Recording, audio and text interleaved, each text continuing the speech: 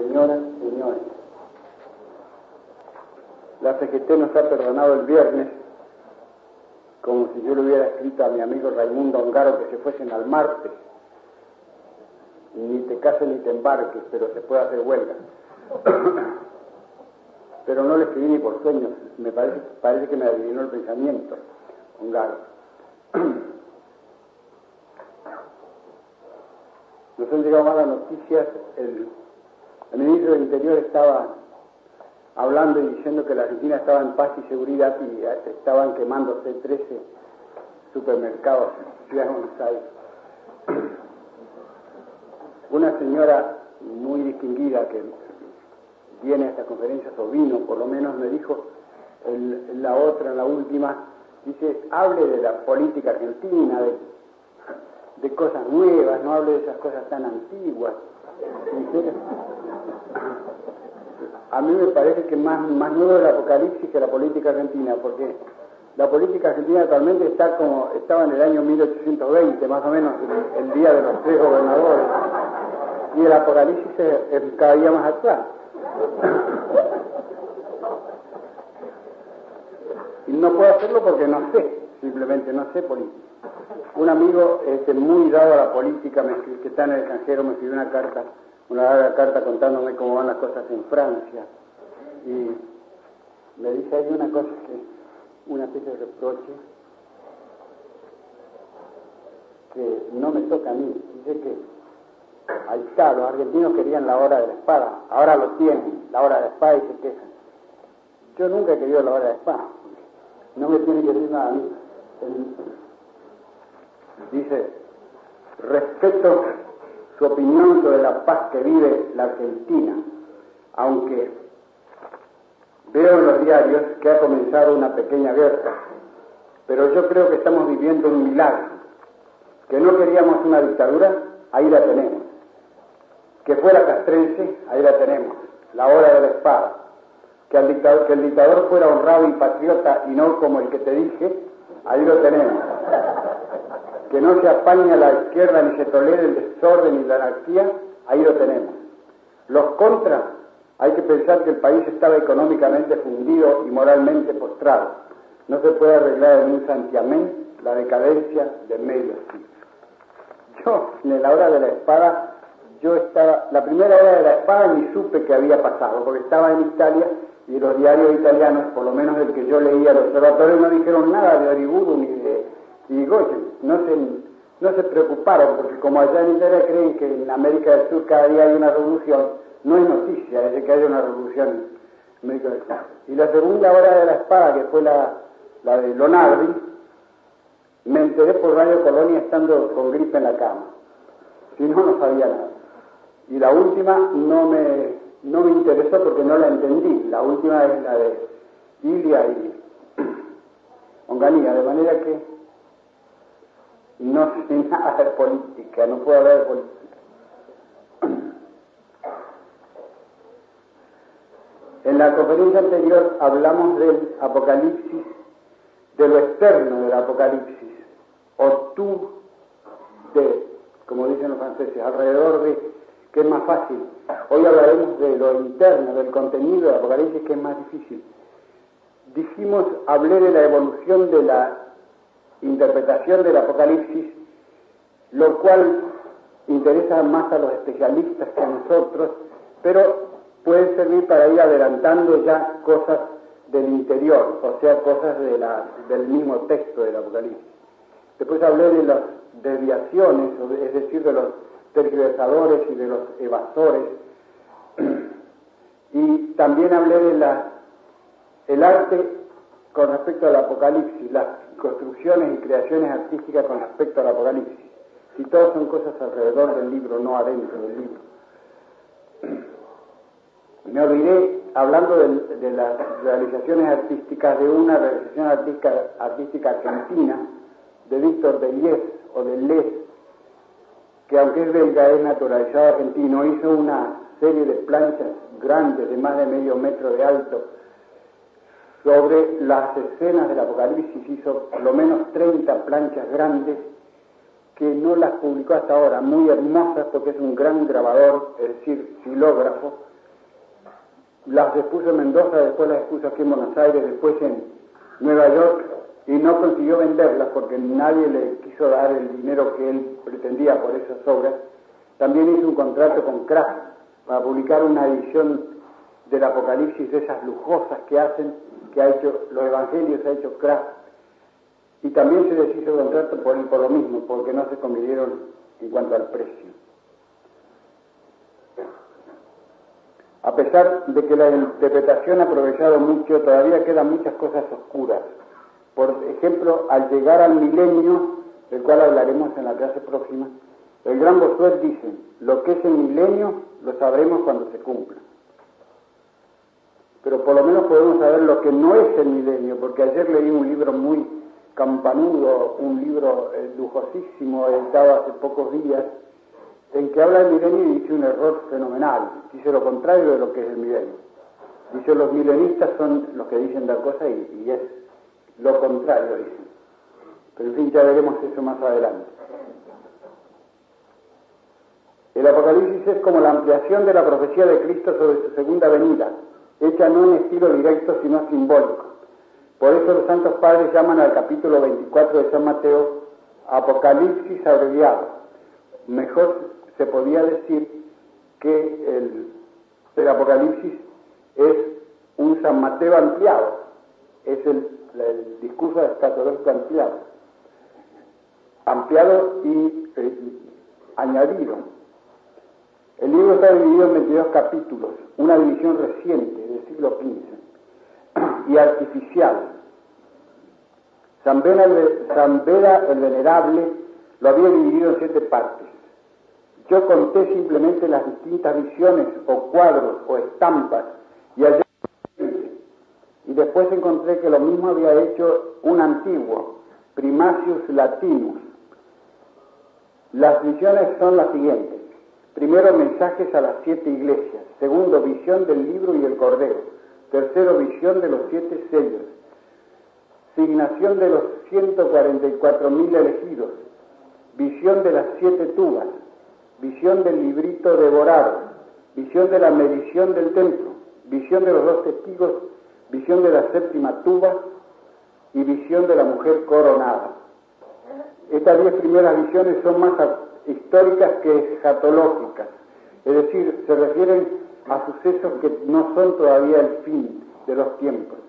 Las siguientes son escatológicas, es decir, referidas directamente a los últimos tiempos, y serían 11 visión de las 2 fieras o bestias; 12 visión de las vírgenes y el cordero, de los vírgenes porque son varones; 13 visión del evangelio eterno; visión del segador sangriento; visión de las 7 fialas o vocales; visión de la gran ramera; visión de su caída; visión del reino milenario; visión del juicio final; visión de la Jerusalén triunfante.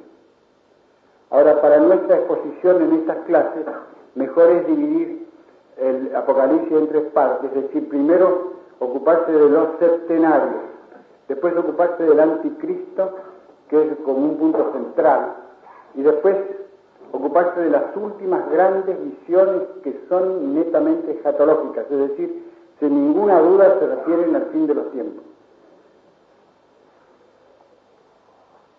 Los septenarios son series de 7 que se suceden con esta peculiaridad, que el profeta relata hasta el número 6 y allí se detiene. El 7º es siempre la parucía. La marcha del Apocalipsis es más bien espiraloide, no es directa y tampoco es concéntrica, es como una espiral. Va avanzando lentamente con avances y retrocesos. El 7º es siempre la parucía, vuelve atrás. A eso llaman recapitulación, que es peculiar de este libro y ha sido notado desde el principio por Tertuliano, Ticonio, San Agustín. Se puede decir que San Juan da 6 pasos y al llegar al 7º retrocede 5. Voy a poner seguido el significado de los 4 septenarios en nuestra interpretación, y digo nuestra y no mía porque es la de los santos padres. Las 7 iglesias es el primer septenario. Son 7 tramos del camino de la iglesia hasta su final. Esta interpretación es opinable o probable solamente, pues muchos la rechazan entre los protestantes y entre los modernos. Los 7 sellos, que es el segundo septenario, vienen después, representan el auge del cristianismo y su caída en el tiempo negro, Kali Yuga, que dicen los hindúes, es decir, el descenso. Hay un ascenso y un ascenso muy largo, próximo a la parusía, el tiempo negro. Esta exégesis me parece indudable por los santos padres y por el texto mismo. Hay cosas que ya son seguras en el Apocalipsis, y hay cosas que son probables, y hay cosas que son conjeturas. Yo les voy a indicar la calificación de cada cosa que digan. Después vienen las 7 trompetas o tubas. Según todos los santos padres son herejías. Ellos las aplican a las herejías de su tiempo o hasta su tiempo, y nosotros también. Pero en nuestro tiempo ya han surgido muchas otras herejías nuevas que no existían en tiempo de San Agustín. Esto es discutible. No que sean herejías, porque no pueden ser otra cosa, sino que, por ejemplo, la tercera sea el cisma griego, la cuarta el protestantismo, la sexta la herejía actual o modernismo. Ahora, los 7, vuelvo atrás, las últimas son las 7 plagas, el último septenario, son castigos de Dios o calamidades de los últimos tiempos. Estas son mucho más dudosas, excepto la primera, que es segura. Ahora voy a ir viendo uno por uno los 4 septenarios con la interpretación que yo le di en mi libro sobre el Apocalipsis, que a veces es segura y a veces es probable, solamente discursiva, argumentativa. El primero son las 7 iglesias. Son 7 iglesias de alabanza, admonición y amenaza que el profeta dirige a 7 iglesias del Asia: Éfeso, Esmirna, Pérgamo, Tiatira, Sardis, Filadelfia y la Odisea. Probablemente San Juan Evangelista era el primado de esas 7 iglesias, el arzobispo, digamos, porque él residió en Éfeso con la Santísima Virgen, a la cual él acogió después de la muerte de Cristo, y murió en Éfeso a los 72 años, según dice la tradición. Ahora bien, estas cartas son símbolo profético de la historia total de la Iglesia en 7 épocas. Dicen intérpretes tan grandes como Alberto el Magno, Holzhauser y Villot, y muchos otros. Pero otros lo contradicen acerbamente, como Ramsay, Sweet y Allot. Las dos partes defienden su opinión con argumentos fuertes. Yo no me voy a meter a dirimir su disputa, que cada uno abunde en su sentir. Yo personalmente prefiero la primera opinión, y expuse mis razones y la aplicación a 7 épocas de la Iglesia en mi libro sobre el Apocalipsis. Por ejemplo, acá está, le voy a leer el texto de, por lo menos, de los primeros, para que vean cómo se puede aplicar a una época de la Iglesia. Por ejemplo, al ángel de la iglesia de Éfeso, escríbele, es la primera iglesia. Esto dice el que tiene las 7 estrellas en su diestra y anda en medio de los 7 candelabros de oro. Primero viene siempre una alabanza de Cristo, unos epítetos o cualidades de Cristo. Y esto dice: sé tus obras y tu labor y tu paciencia, y no puedes aguantar a los malos, y probaste a los que se dicen apóstoles sin serlo, y los encontraste embusteros, y tienes paciencia, y aguantaste por el nombre mío, y no decepcionaste. Esa es la alabanza, y después viene el reproche: pero tengo contra ti alguito, que la caridad tuya de antes has dejado. Ten memoria, pues, de dónde surgiste. El texto griego dice peptokes, de dónde decaíste, y conviértete, y haz de nuevo tus primeras obras. Si no, yo vengo contra ti a trasladar tu antorcha de su lugar, si acaso no te conviertes. Pero tienes en tu pro esto, que odias las obras de los nicolaitas como yo las odio. Esto sería el primer tiempo de la iglesia, antes de las persecuciones romanas, la iglesia más bien judía y griega. y concuerdan las cosas que le dice, las obras, tus obras, tu labor y tu paciencia, porque fue riquísima en obras la iglesia primera de todas. No puedes aguantar a los malos y probaste a los que se dicen ser apóstoles, porque aparecieron falsos apóstoles como Simón el Mago, los encontraste embusteros, tienes paciencia porque habrían empezado los martirios ya, aguantaste por el nombre mío y no defeccionaste, pero tengo contra ti algo, que la caridad tuya de antes has dejado. Se resfrió la caridad, primero los fieles ponían todos sus bienes en conjunto para que sirviesen a la comunidad, a la iglesia, y después empezaron a aflojar en eso, y ya se ve en el episodio de Ananías y Zafira, ya se ve que ya empezaban a trampear y a quedarse con sus bienes. La caridad eximia y heroica de los primeros cristianos defeccionó rápidamente. Ten memoria pues de dónde decaíste. Decayó nada menos que de Cristo, porque fue fundada directamente por Cristo y por los apóstoles. Conviértete y haz de nuevo tus primeras obras. Si no, yo vengo contra ti a trasladar tu antorcha de su lugar, si acaso no te conviertes. Cuando una época se corrompe, se decae, una iglesia, como dice acá, Cristo le avisa, la amenaza y después retira el candelabro y lo lleva a otra época. Deja que se pierda eso. Eso ha pasado continuamente en la historia de la iglesia. Se han perdido regiones enteras de la cristiandad y ha surgido el candelabro en otra parte. Pero tiene en su pro esto, que odia las obras de los nicolaitas como yo las obro. En ese tiempo surgió una herejía, la primera herejía. El diácono Nicolás, nombrado diácono por San Pedro para distribuir las limosnas, fundó una herejía muy curiosa.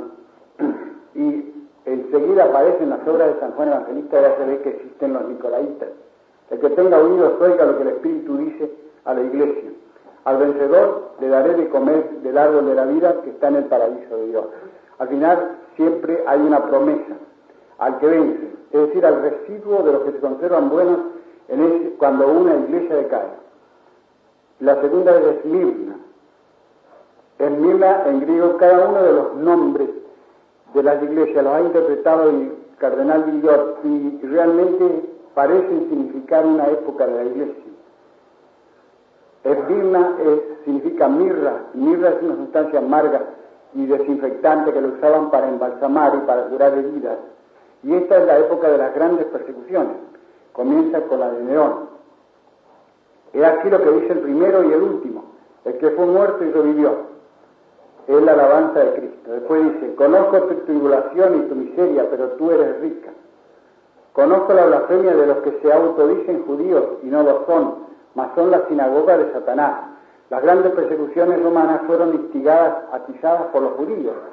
Posiblemente no se hubieran, la primera persecución fue producida por una judía querida de Nerón, que se llamaba Popea, sin la cual Nerón ni siquiera se hubiera enterado de que existía esa secta de los cristianos, que los romanos al principio creían que era una secta judía.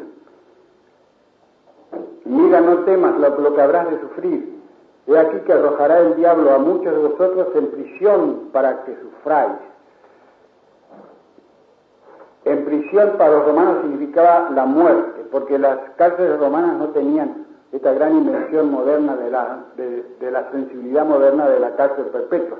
No, se entraba en una cárcel para ir a la muerte o para salir a poco tiempo. No había prisiones perpetuas de 15 años, de 8 años.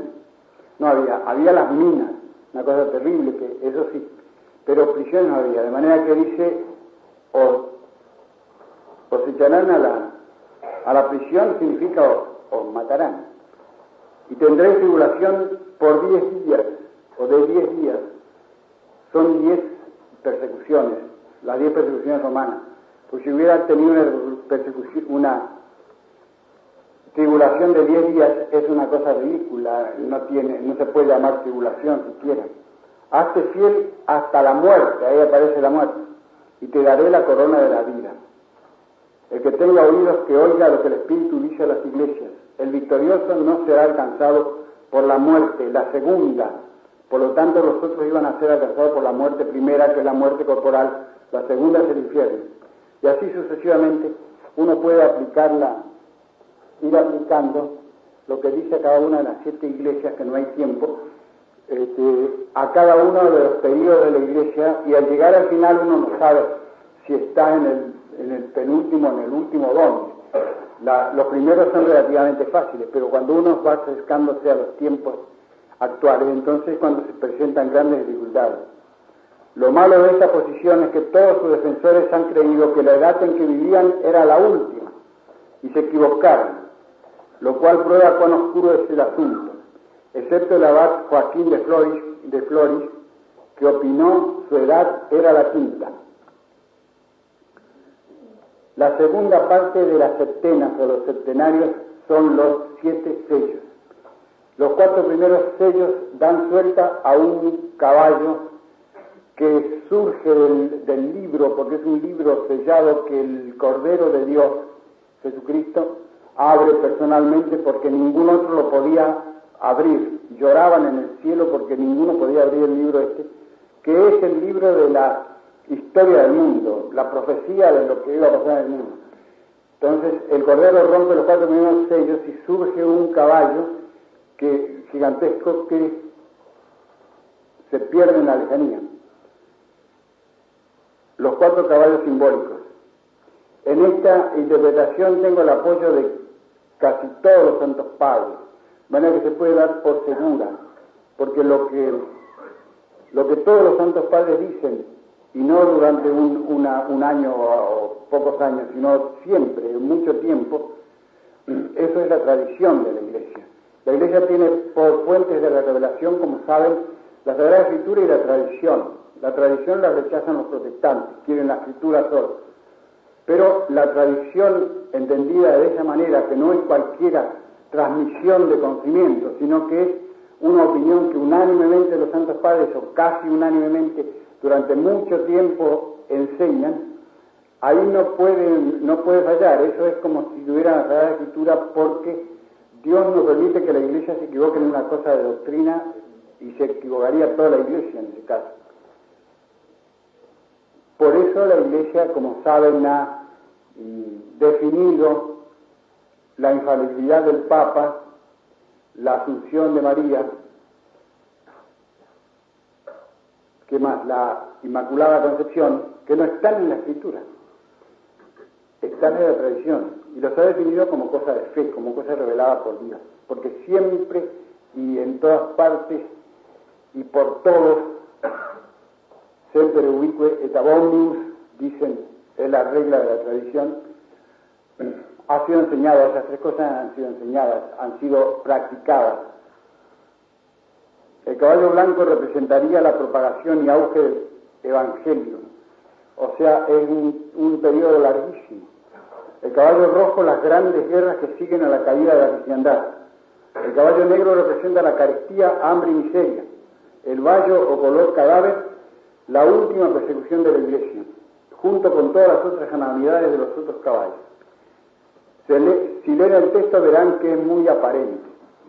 Después del 4 caballo, el pálido o cadavérico, los 2 sellos que siguen apuntan claramente a la parucía, y el 7º liberta las 7 tubas o trompetas, o sea, el tercer septenario.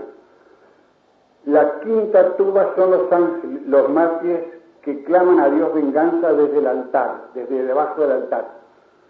Y la 6ª es un gran terremoto y un gran clamor que sacude los cielos. O sea, es la proximidad de la parucía. Y la 7ª, ahí retrocede San Juan. En vez de decir la 7ª es la parucía, vuelve atrás y aparecen las 7 tubas o 7 trompetas. Los santos padres en gran mayoría dicen que el caballo blanco representa la difusión del cristianismo, la cual se hizo por medio de la monarquía cristiana, que duró 10 siglos o 12 siglos en Europa. Sobre el caballo blanco se sienta un monarca victorioso, doblemente victorioso, siempre victorioso, dice, sale vencedor a vencer, dice el texto. Y lleva un arco en la mano que alcanza lejos, y la monarquía cristiana alcanzó lejos porque llevó el Evangelio a Asia, a África y sobre todo a América. En otro lugar hay un caballo blanco sobre el cual cabalga Cristo. Por eso los santos padres dicen, representa la propagación y el auge del cristianismo. Y eso se hizo por medio de la monarquía cristiana. Los reyes cristianos creían tener autoridad de Dios, y aunque fuesen malos cristianos a veces, creían que su misión era defender la iglesia y defender el Evangelio. Hasta que cayó la monarquía cristiana al fin del 1700 con la decapitación de Luis XVI por la Revolución Francesa. No solamente los reyes de la cristiandad, mas aún los pueblos cristianos se tenían por misioneros. Rey por la gracia de Dios se llamaban los reyes, y los pueblos se tenían por obligados a propagar la gloria de Dios.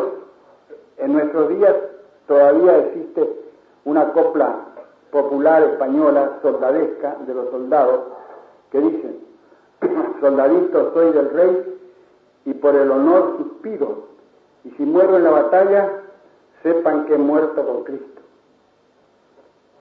Dura todavía cuando ya no muere por Cristo, ¿no? Esta interpretación del corcel blanco es, como dije, común en los exégetas. Por eso yo la doy como segura a esta interpretación de los 4 caballos. Los 2 caballos siguientes son símbolos usitados en la escritura de la guerra y la carestía. Al caer la cristiandad europea, que duró 12 o 10 siglos, desde Constantino hasta la Revolución Francesa, algunos dicen que duró desde que San Remigio bautizó a Clodoveo y lo hizo rey de Francia, hasta que los ingleses le cortaron la cabeza a Carlos I, que fue el precedente de la Revolución Francesa. Dicen que ese tiempo es el tiempo de la cristiandad. Es lo mismo, más o menos, 10 o 12 siglos. Mucho tiempo duró en Europa la cristiandad. Las guerras adquirieron mucha más extensión, ferocidad y continuidad. Y la secuencia de la guerra es la escasez y el hambre, como vemos incluso hoy día. Nunca ha habido tanta hambre en el mundo como después de estas 2 grandes guerras que hemos tenido, que hemos visto. El 5.º sello muestra a los mártires debajo del altar que claman a Dios venganza, porque lo desterraban debajo de los altares a los mártires. De tal manera que una hora no se puede decir misa si uno no tiene el ara donde hay reliquias de santos o de mártires. De manera que el profeta ve a los mártires debajo del altar pidiendo a Dios que vindique la sangre que le han derramado, y Dios le dice que esperen hasta que se cumpla el número de sus compañeros que tienen que morir todavía, en el final. En el 6.º se produce un gran terremoto, clamor y perturbaciones en el cielo y un gran pavor en el mundo, porque ha llegado el día grande de su ira, y ¿quién podrá sostenerse?, dice el texto. La regla de siempre, que al llegar a la parusía, retrocede. De modo que, porque el 7.º no lo dice, no dice el 7.º sello. Vuelve atrás y empieza con el septenario siguiente, el 3.º, que son las tubas, trompetas. De modo que en nuestra interpretación los sellos cubren toda la historia, desde el cristianismo hasta la parusía. Mas el 7.º sello produce en el cielo un rato de silencio y después aparecen 7 ángeles con 7 tubas, tercer septenario. No es fácil decir qué significa esta media hora de silencio. Puede ser un breve periodo de paz y prosperidad antes de la catástrofe. 30 años puede ser una generación. Pero no se sabe bien lo que significa esa media hora de silencio misteriosa que se produce en el cielo antes de la parusía. Las 7 tubas están divididas en 4 más 3, lo mismo que las otras 2 septenas anteriores. Las plagas, en cambio, están divididas en 5 más 2.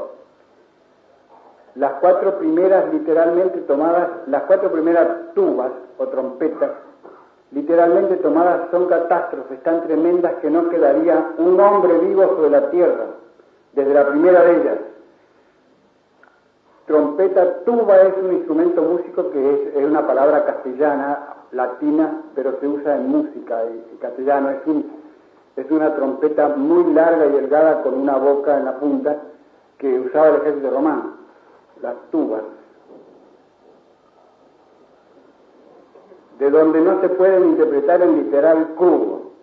Por ejemplo, la primera es que cae granizo con fuego mezclado con sangre sobre la tierra y devasta la tercera parte de la tierra. Literal crudo, no se puede interpretar que eso suceda así crudamente, tiene que tener un significado simbólico. San Agustín dice que hay que interpretar literalmente la escritura menos cuando no se puede. Literal crudo sería, por ejemplo, si en el Génesis, donde dice que Dios les hizo vestidos de pieles a Adán y Eva, interpretásemos que Dios agarró unas tijeras, una aguja y le cosió vestido a Adán y Eva. No se puede interpretar así. Entonces hay que interpretar que Dios les inspiró o les enseñó a matar animales, sacarle las pieles y hacerse vestidos. Y de manera que en el Apocalipsis hay que interpretar literalmente mientras se pueda. Cuando no se puede hay que decir es un símbolo, y hay muchísimos símbolos. Lo que no hay que interpretar es alegóricamente. Ya el Papa Pío X dijo, no interpreten alegóricamente la escritura. Alegóricamente uno puede interpretar lo que quiera, de cualquier cosa puede decir cualquier otra cosa, como dice San Basilio, como los intérpretes de sueños. ¿Qué son pues las trompetas? Los santos padres dicen que son herejías, las cuales producen las variaciones de las épocas en la historia, los cambios de frente, como si dijéramos, así como las trompetas producen las variaciones de los ejércitos. Por medio de las trompetas se hace cambiar de frente a un batallón, por ejemplo. Y estos son cambios de frente, todos los cambios de frente en la historia, que lo clasifican en historia contemporánea, media, antigua, actual y todo eso, son originados por una herejía. La religión preside todos los movimientos de la humanidad, de manera que las herejías son las que hacen cambiar de marcha a la humanidad. Así pues yo tomé la historia de las herejías por Hilaire Belloc y la apliqué a estas grandes calamidades y concuerda bastante bien. La primera tuba que anuncia granizo con fuego mezclado con sangre que cae sobre la tierra sería el arrianismo, con las invasiones de los bárbaros. Destruyeron cosechas, mataron muchísima gente, los bárbaros, una cosa increíble cuando el Imperio Romano no podía contenerlos ya. Solamente yo cambié en Belloc, él pone la herejía de los albigenses. Yo cambié y puse en su lugar el cisma ruso, porque los albigenses no fueron propiamente una herejía, fueron una especie de movimiento de rebelión social y política parecido al comunismo actual, muy parecido al comunismo actual. De manera que no agarraban el dogma de la Iglesia y cambiaban uno de los artículos, por ejemplo, de la divinidad de Cristo, y enseñaban eso, no. A rajatabla cambiaban, destruían todo el dogma de la Iglesia diciendo que había dos dioses, uno del bien y otro del mal, y que luchaban entre sí, y que los cuerpos los había hecho el dios del mal, o sea, el demonio, y que las almas las había hecho Dios, y que por eso sacaban una cantidad de conclusiones increíbles y horrendas de esa doctrina. Él condenaba el matrimonio, que condenaba el comer carne, una cantidad de cosas así. La segunda, que es un monte ardiente que cae en el mar, sería el maometismo. Maometismo, inmediatamente que nació, empezó a hostigar en el mar Mediterráneo a los pueblos cristianos. Fue una calamidad para la tercera parte de los pueblos cristianos. Cada una de estas calamidades afecta a la tercera parte de los hombres, dice el profeta. La tercera, que es una gran estrella del cielo que cayó en los ríos, sería el cisma griego. Envenenó los ríos porque el cisma envenenó los ríos, pero no quitó el dogma católico en nada, no modificó nada del dogma católico de manera que no es herejía, pero envenenó al pueblo ruso. Habiéndose separado de la obediencia del occidente, empezó a crecer una religión supersticiosa, llena de supersticiones, llena de abyección y sumisión al zar, de manera que dice el profeta que los ríos envenenados no mataban, pero producían enfermedades a los que tomaban agua de allí. La cuarta, que es oscurecerse el sol, la luna y las estrellas, en su tercera parte, sería el protestantismo. Este sí que oscureció la doctrina El sol significa la doctrina en la Sagrada Escritura. Las estrellas significan los grandes doctores. El profeta Daniel explícitamente llama a los doctores las estrellas del cielo.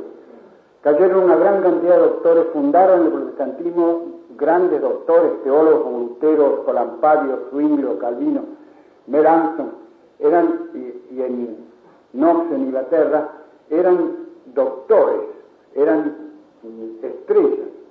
Cayeron a la tierra y oscurecieron el sol. Estas 4 calamidades afectan a la tercera parte de la tierra, el mar, los ríos y el cielo. Producen grandísimas destrucciones y muertes. Mas las 3 tubas que siguen se llaman los 3 ayes. Ay de los habitantes de la tierra. Son las tribulaciones del fin. Son universales. Las anteriores han sido parciales. Tercera parte. La 5ª tuba es la plaga de las langostas que surgen del abismo. El ángel del abismo abrió una especie de gran cobertura y del abismo surgieron unas langostas monstruosas. Yo puse que representan la herejía llamada el iluminismo o enciclopedismo, que viene después del protestantismo, siglo XVIII y XIX, inspirada por el protestantismo, ciertamente.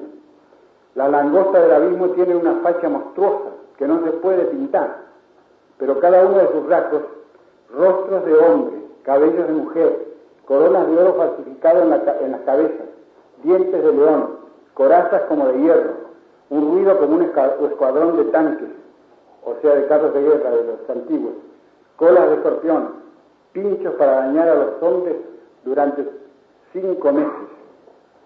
Cada uno de estos rasgos se puede interpretar bien de la falange de impíos, encabezados por Voltaire, que justamente en Francia le llamaban el rey Voltaire, le Roi Voltaire. Estas langostas tienen coronas en la cabeza. El inmenso prestigio que empezó a dar la literatura a los que se dedicaban a la literatura en ese tiempo. Se llamaron filósofos y atronaron el mundo desde antes de la Revolución Francesa, de la cual fueron causa en parte hasta nuestros días. ¿Y cuánto duró el predominio de esta herejía? El mismo tiempo que duró la libertad de prensa, pues los diarios son las alas de estas langostas. ¿Y cuánto duró la libertad de prensa? Desde la Revolución Francesa hasta la Gran Guerra Segunda, 150 años. Podrán atormentar a los hombres 5 meses de año, o sea, 150 años. Los hebreos no tenían esa designación latina del siglo y medio siglo, sexti seculum y seculum, 50 y 100 años. Para decir muchos años usaban la semana o el mes o el día. Por ejemplo, las 70 semanas de Daniel son 70 semanas de año, como se ve claramente. Así, o bien decían, a los años le decían un tiempo, 2 tiempos y medio tiempo, como dice el Apocalipsis, también Daniel. De manera que aquí 15 meses, atormentar a los hombres durante 15 meses es muy poco tiempo. Deben ser 15 meses de año, 15 por 30, 150 años. Y ese es el tiempo que duró la libertad de prensa. Y la prensa representa las alas de estas langostas, porque los lleva por todo el mundo. Porque esta es una plaga total, es una catástrofe total de todo el mundo, no de la tercera parte del mundo. 1769-1939 son 150 años justos. La Revolución Francesa libertó la prensa, decretó la libertad de prensa. Antes de eso no había libertad de prensa. Ustedes saben las tribulaciones que pasó Voltaire, tuvo que refugiarse en Suiza porque lo perseguían la justicia del rey por las obras que escribía. Se refugió en Suiza, en Ferney, y Rousseau anduvo vagando por toda Francia, hospedado por los nobles amigos de él, porque también lo perseguían. En Ginebra, que era su patria, lo desterraron y lo condenaron a muerte por un libro de él. De manera que no había libertad de prensa. Después de la Revolución Francesa hubo libertad de prensa. Y después de esta guerra última se acabó la libertad de prensa. Hoy día, a pesar del BIP, ese o el BIP, no hay libertad de prensa. Son cuentos. Eso el BID defiende los intereses del capitalismo. Ningún diario tiene libertad hoy día. Los grandes diarios dependen del capitalismo, dependen de los avisos, dependen de los capitales, préstamos y todas esas cosas. Y los diarios chicos, en cuanto se descuidan, el gobierno los prohíbe, los cierra. Porque los gobiernos, déjese de cuento, cuando un diario realmente lo molesta al gobierno, jamás hace caso del BID, lo corta simplemente, como cortó acá 2 o 3, tía Vicenta y eso. ¿No es que se acabó? Se acabó la libertad de prensa cuando se acabó empezó la guerra mundial segunda con la tremenda censura que pusieron todos los gobiernos y que ha continuado solapadamente hasta nuestros días. Pueden reírse de esto, pero si las tubas representan herejías, esta no puede ser otra herejía. Y según los santos padres representan herejías, y no se ve qué otra cosa podrían representar. San Agustín las interpretó herejías y nombró las herejías de su tiempo. Añadamos que la Cunza juzgó que esta herejía, el filosofismo, o enciclopedismo, o iluminismo, o deísmo, como quieran, que ardía en su tiempo, era el comienzo de la religión del anticristo. La Cunza, en medio de cosas simplistas o extravagantes, tiene notables intuiciones. Bueno, voy a interrumpir unos minutos para comodidad de ustedes y mía, y después seguiré la clase. Más o menos la mitad